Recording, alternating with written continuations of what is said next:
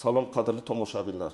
Bugun siz bilan shunday muhim va dolzarb mavzu haqida gaplashamizki, bu har birimizga tegishli bo'lishi mumkin. Hayotimizda gaz hisoblagichni tekshirishdi. Katta miqdorda jarima. Gaz ta'minoti xodimlaridan qanday qilib uyingizni yo'qotmaslik kerak degan savol paydo bo'lsa, nima qilish kerak? Bu shunchaki ogohlantirish emas, balki real xavf. Shu sababli iltimos, diqqat bilan eshiting va ushbu video hayotingizni, mol-mulkingizni asrab qolishga yordam berishi mumkin. Hozirda kanalimizga obuna bo'lishni va ushbu videoga like bosishni unutmang, chunki bu ma'lumotlar hayotiy ahamiyatga ega. Muammoning mohiyati. Vaziyat qanday edi va hozir nima o'zgardi? Avvallari rostini aytsam, gaz hisoblagichlarga bo'lgan munosabat biroz soddaroq edi. Qoidalar bor edi, albatta, lekin ularga amal qilish nazorati unchalik qat'iy emas edi. Gaz ta'minoti xodimlari, ya'ni xalq tilida gazchilar, asosan belgilangan muddatlarda hisoblagichlarni qiyoslash yoki almashtirish uchun kelishardi. Ba'zi kichik qoidabuzarliklarga, masalan, eskirgan plombalarga yoki biroz eski turdagi hisoblagichlarga ko'pincha ko'z yumilgan yoki kichik ogohlantirish bilan kifoyalangan. Jarimalar ham hozirgidek astronomik miqdorda emas edi va ularni to'lash tartibi ham ancha sodda edi. Asosan, iste'molchi gazni iste'mol qilganligi uchun pul to'lasa bo'ldi degan tushuncha hukmron edi. Kimdir hisoblagichga aralashsa ham bu holatni aniqlash texnologiyalari hozirgidek rivojlanmagan edi. Ammo bugungi kunda vaziyat tubdan o'zgardi. Texnologiya rivojlandi, nazorat kuchaydi va eng muhimi, davlat energiya resurslaridan oqilona foydalanish va ularning hisobini yuritishga jiddiy e'tibor qaratmoqda. Yangi qoidalar, qo'nnosli hujjatlar qabul qilindi. Bu esa gaz ta'minoti tashkilotlariga yanada keng vakolatlar berdi va qoidabuzarliklarga nisbatan nolbardoshlik tamoyilini joriy qildi. Hozirda gaz ta'minoti tizimiga oid har qanday aralashuv yoki qoidaga zid harakat jiddiy oqibatlarga olib kelishi mumkin. Sababi oddiy, gaz davlat resursi. Uning har bir kub metr hisobga olinishi shart. Har qanday yo'qotish yoki hisobsiz iste'mol mamlakat iqtisodiyotiga zarar hisoblanadi. Shuning uchun hozir nafaqat texnologik, balki huquqiy baza ham kuchaygan. Natijada hisoblagich bilan bog'liq eng kichik muammo ham, hatto iste'molchining bilimsizligi yoki e'tiborsizligi tufayli yuzaga kelgan bo'lsa ham, katta miqdordagi jarima va hatto sudga tortilishga sabab bo'lishi mumkin. Bu albatta ko'pchilik uchun shok. Asosiy qism 1. Nimalarni bilish kerak? Kim xavotir olishi kerak va kimga xavotirlanish shart emas? Demak, nimalarni bilishingiz kerak? Birinchidan, sizning hisoblagichingiz sizning shaxsiy mol-mulkingiz emas, balki gaz ta'minoti tashkilotining nazorati ostidagi o'lchov vositasidir. Shuning uchun unga tegish yoki uning ishiga har qanday aralashuv qat'iyan man etiladi. Qoidabuzarliklar bir necha turga bo'linadi. 1. Hisoblagichga aralashish. Bu uning mexanizmini o'zgartirish, magnit qo'yish, korpusga shikast yetkazish kabi harakatlar. Maqsad gaz hisobini kamaytirish bo'lishi mumkin. 2. Plombalarni buzish. Hisoblagich korpusidagi yoki uning ulanish joylaridagi plombalarning butunligini buzish. Hatto tasodifan shikast bilan tegib ketgan bo'lsa ham. O'chi ruxsatsiz ulanishlar. Hisoblagichdan o'tmasdan turib gaz quvuriga qo'shimcha ulanishlar o'rnatish. Bu gaz plitasi, isitish qozoni, suv isitgich yoki boshqa gaz iste'mol qiluvchi uskunalar bo'lishi mumkin. 4. Noto'g'ri o'rnatish. Hisoblagichning qoidaga zid tarzda o'rnatilishi yoki uning holatini o'zgartirish. 5. Qiyoslash muddati o'tishi. Hisoblagichning davlat tomonidan belgilangan qiyoslash muddatini o'tkazib yuborish. Oqibatlari juda jiddiy. Eng avvalo, sizga juda katta miqdorda jarima solinadi. Jarima miqdori qoidabuzarlikning turiga, gaz quvurining kesimiga, gaz iste'mol qiluvchi uskunalarning quvvatiga va qoidabuzarlik aniqlangan muddatga qarab hisoblanadi. Ko'pincha gazni hisobsiz ishlatganlik uchun jarima 6 oydan 2 yilgacha bo'lgan muddatdagi o'rtacha iste'mol bo'yicha yoki eng maksimal quvvatda doimiy ishlagan deb hisoblab yoziladi. Bu esa xalq uchun juda katta miqdorlarni anglatadi. Ba'zan uyingizni bahosiga teng keladigan summalar chiqishi ham mumkin. Eng yomon ssenariyda agar jarima to'lanmasa, bu sudga tortilishga, mol-mulkni, shu jumladan kvartirangizni xatlashga va hatto tortib olinishga olib kelishi mumkin. Kim xavotir olishi kerak? Eski turdagi gaz hisoblagichlariga ega bo'lganlar. Ular ko'pincha yangi talablarga javob bermaydi yoki eskirish tufayli noto'g'ri ko'rsatishi mumkin. Kimdir ilgari iqtisod qilish maqsadida hisoblagichga aralashgan bo'lsa, hozirgi zamonaviy hisoblagichlar va nazorat tizimlari bunday aralashuvlarni osongina aniqlaydi. hisoblagichini uzoq vaqtdan beri qiyoslatmagan yoki almashtirmaganlar. O'z uyiga gaz bilan bog'liq har qanday norasmiy ishlar qildirganlar. Masalan, gaz quvurlariga o'z boshimchalik bilan yangi plita yoki suv isitgich ulaganlar. Plombalari shikastlangan, ammo bunga e'tibor bermaganlar. Kim xavotir olmasligi kerak? Yangi, zamonaviy, tegishli ruxsatnomalar bilan o'rnatilgan hisoblagichlarga ega bo'lganlar. Hisoblagichning qiyoslash muddatlariga qat'iy rioya qiladiganlar. Gaz ta'minoti qoidalariga to'liq amal qiladiganlar. Hisoblagichga hech qachon aralashmagan va uning butunligini doim nazorat qiladiganlar. Keling, bir nechta real misollar keltiraman. Misol, Toshkent shahridagi Maftuna opa. U 70 yoshdan oshgan, yakka yolg'iz yashaydi. Hisoblagichi 15 yildan beri o'rnatilgan, hech qachon almashtirilmagan. Qiyoslash muddati 5 yil avval o'tib ketgan. U bu haqida bilmasdi. Gaz ta'minoti xodimlari tekshirishga kelishadi va hisoblagichning qiyoslash muddati o'tganligini, shuningdek eskirganligi sababli uning noto'g'ri ko'rsatganini aniqlashadi. Maftuna opaga oxirgi 6 oydagi eng yuqori gaz iste'moli bo'yicha hisoblagichning xatosi hisobga olinib, 3 million so'mdan ortiq jarima yoziladi. Bu Maftuna opa uchun katta zarba bo'ldi. U hayotida buncha pul ko'rmagan edi. Vaziyat murakkablashgandan so'ng advokat yordamida jarimani biroz kamaytirishga, sud orqali bo'lib to'lashga erishdi. 2 misol. Qashqadaryo viloyatidagi bir oila yangi oshxona qiladi va eskisini buzib, yangi plitani gaz quvuriga o'z boshimchalik bilan ulaydi. Hisoblagichdan keyin, lekin ruxsatsiz tarzda. Bu ulanishni maxsus komissiya tekshiruv vaqtida topib oladi. Oilaga bu uchun plitaning maksimal quvvati va 2 soatlik ish vaqti hisobidan 1 yillik davr uchun 5 million so'm jarima belgilanadi. Oilaning moliyaviy ahvoli og'ir bo'lganligi sababli jarimani to'lay olmaydi va ish sudga oshiriladi. Natijada uylarning bir qismi garovga qo'yilishi va jarima to'lanmaguncha taqiqlanishga duchor bo'ladi. 3 misol. Farg'onadagi bir fuqaroning uyida ta'mirlash ishlari olib borilayotganda tasodifan ishchilar hisoblagich ustidagi plomba simini uzib yuborishadi. Uy egasi buni darhol ahamiyat bermaydi. Bir oy o'tib gaz ta'minoti xodimlari kelganlarda plomba yo'qligini aniqlashadi. Fuqaro bu haqida bilmaganligini, tasodifiy sodir bo'lganligini aytganiga qaramay, unga oxirgi 6 oy davomida gaz hisobsiz ishlatilgan deb baholanib, 20 million so'mga yaqin jarima solinadi. Chunki u bu holat haqida darhol xabar bermagan edi. 4 misol. Samarqandlik bir yosh oila uy sotib oladi. Uyni sotib olishdan avval gaz hisoblagichining holatiga ahamiyat bermaydi. Keyinchalik ma'lum bo'lishicha, hisoblagich avvalgi egasi tomonidan bir necha bor magnit qo'yish orqali aralashuvga uchragan va ichki mexanizmi shikastlangan.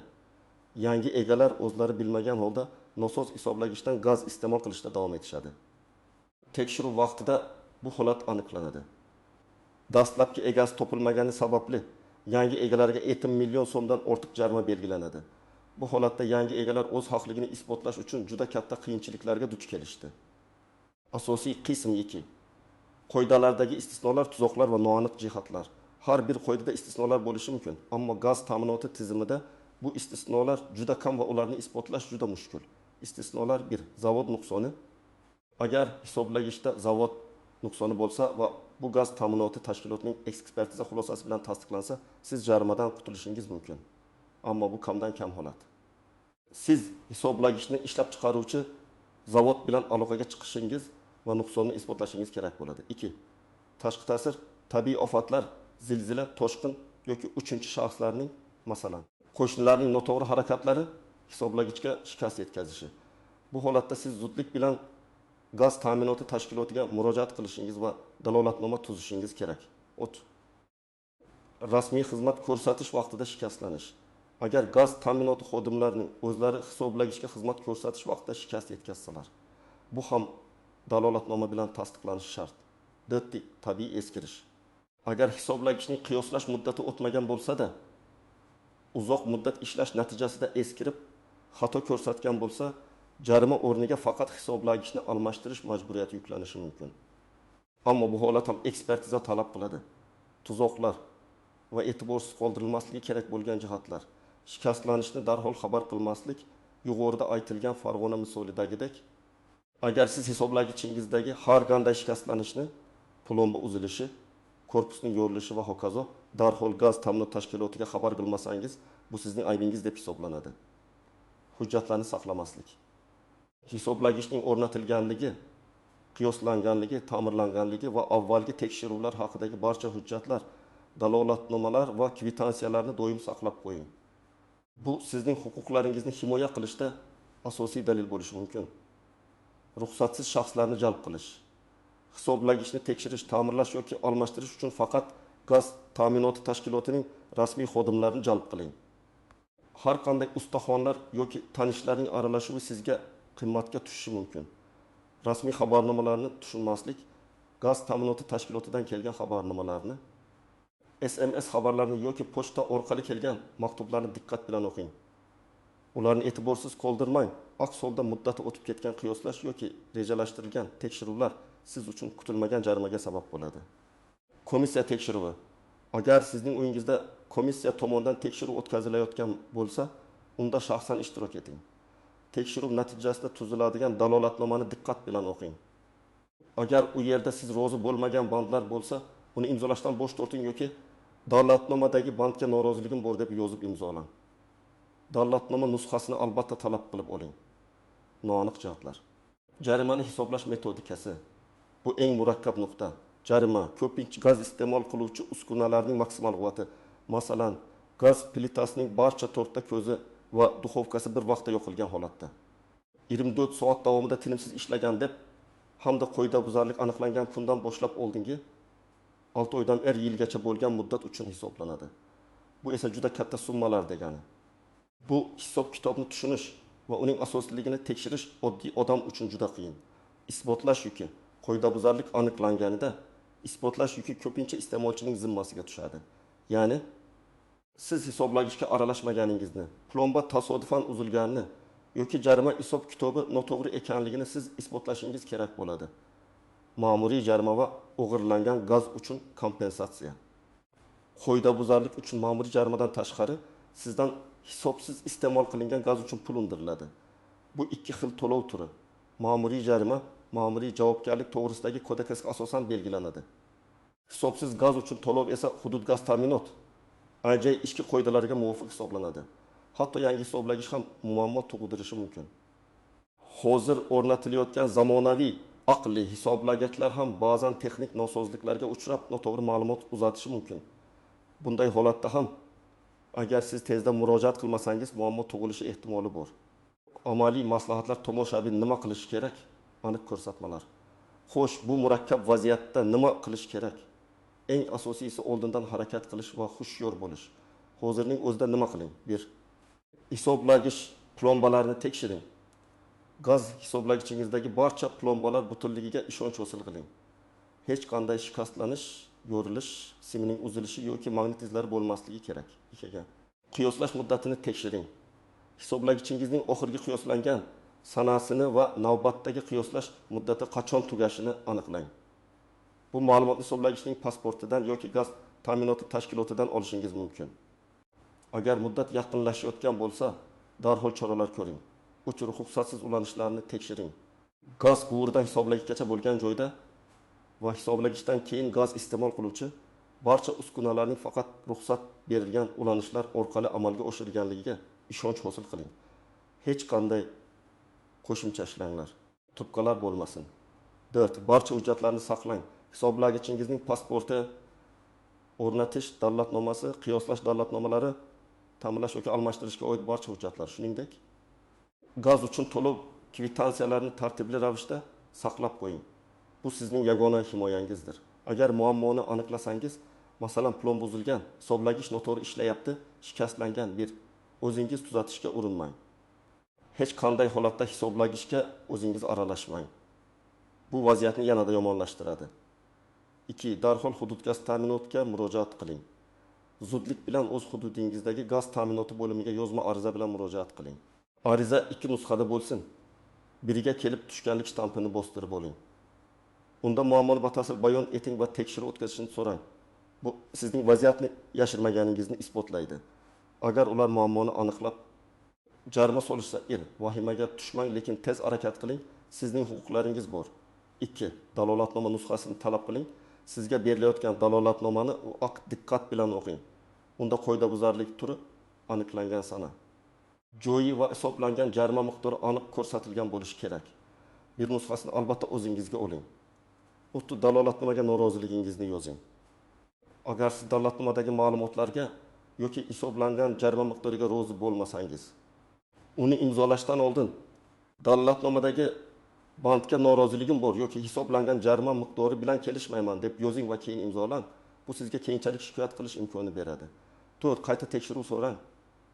Agar shubhaga bormagan bo'lsangiz, albatta qayta tekshiruv yoki mustaqil ekspertiza o'tkazishni talab qiling.